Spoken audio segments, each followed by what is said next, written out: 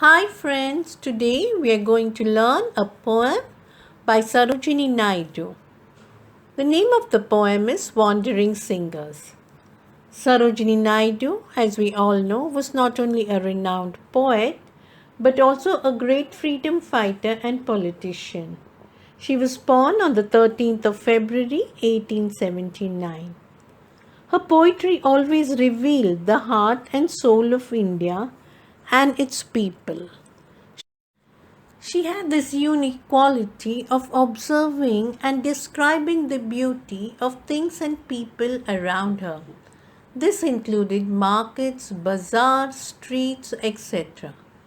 Affectionately, Gandhiji called her the Nightingale of India because most of her poems had a musical quality which could be sung and recited in a very easy and enjoyable manner. Wandering Singers by Sarojini Naidu. Where the voice of the wind calls our wandering feet through echoing forest and echoing street, with lutes in our hands ever singing we roam. All men are our kindred, the world is our home.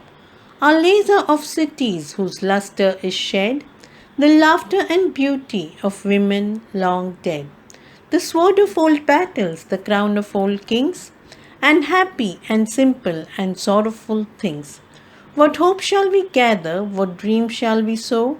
When the wind calls our wandering footsteps, we go. No love bids us tarry, no joy bids us wait. The voice of the wind is the voice of our fate. Come, let's discuss the title first. Wandering Singers, the title itself tells us that the poet is talking about singers who are traveling from one place to another in small groups. They travel from village to village and town to town singing songs. We can also call these singers folk singers. Now, who are folk singers? Folk singers are the people or singers who sing about the rich heritage of India, its customs and traditions. These singers, they have a different outlook to life. They believe in universal harmony and spread the message of love wherever they go, giving hope to people. They do not have a permanent house and do not believe in any emotional attachment to a place. So we can say that these wandering singers and their songs constitute or tell us about the rich store of folk literature. Come, let us study the first four lines of the poem. Where the voice of the wind call our wandering feet through echoing forest and echoing street. With lutes in our hands, ever singing we roam. All men are our kindred, the world is our home. Now we have learnt, or we already know, that these wandering singers travel from one destination to other. Now who directs their travel? They do not have any plan or any schedule or any itinerary, but their travel or their roaming about or their moving about is directed by the voice of the wind. The voice of the wind directs or leads them to their destination, and so they go wherever they feel like going. They lead a carefree life and they travel wherever they are going. That includes various forests and different streets. And as they sing their songs in this forest and streets, their voice echoes. Now, what is an echo? An echo is a repetition or imitation of sound. And while they are singing these songs in forest and streets, their voice keeps on echoing and their songs do not stop. Now, to make the songs more melodious and attractive to the people, they use different musical instruments. One such instrument that the poet mentions here is a lute. Now, what is a lute? A lute is a musical instrument similar to a sitar or a guitar. It is a stringed musical instrument. Now these wandering singers carry the lutes in their hands and are roaming about to different destinations singing songs. Now, why are they roaming about? These people do not have a permanent home. They believe in universal brotherhood and live in harmony with everybody. And they are contented with this lifestyle.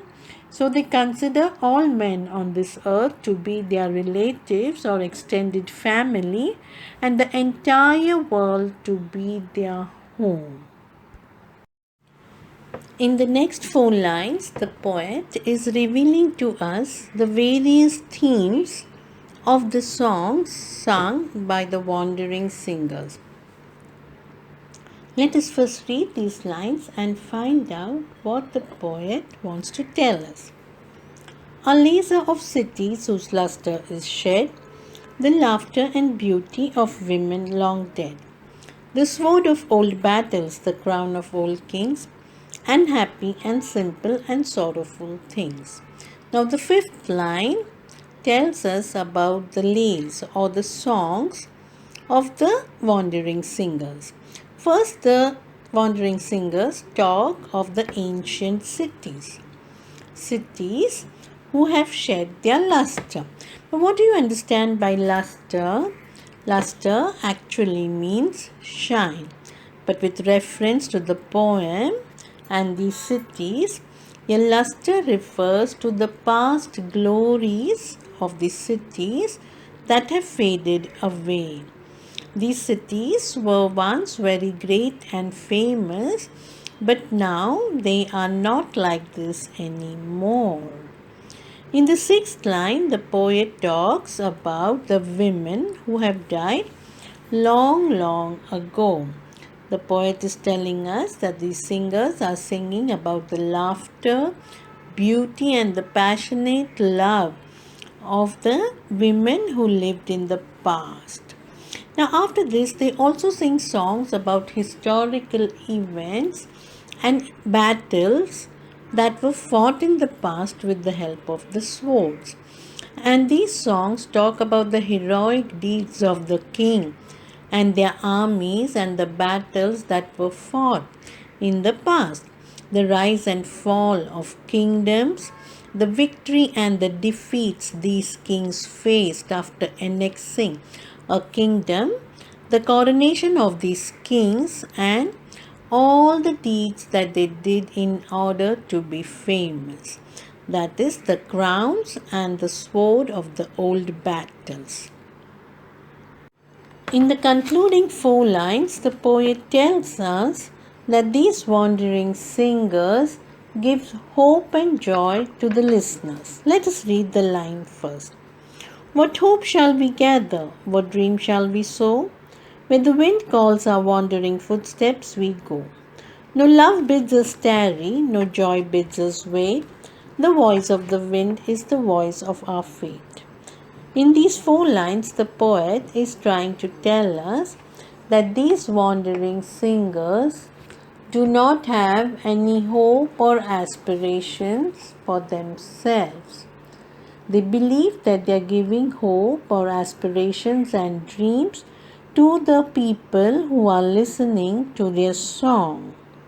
Now, as we know that they say that their life is guided by the call of the wind.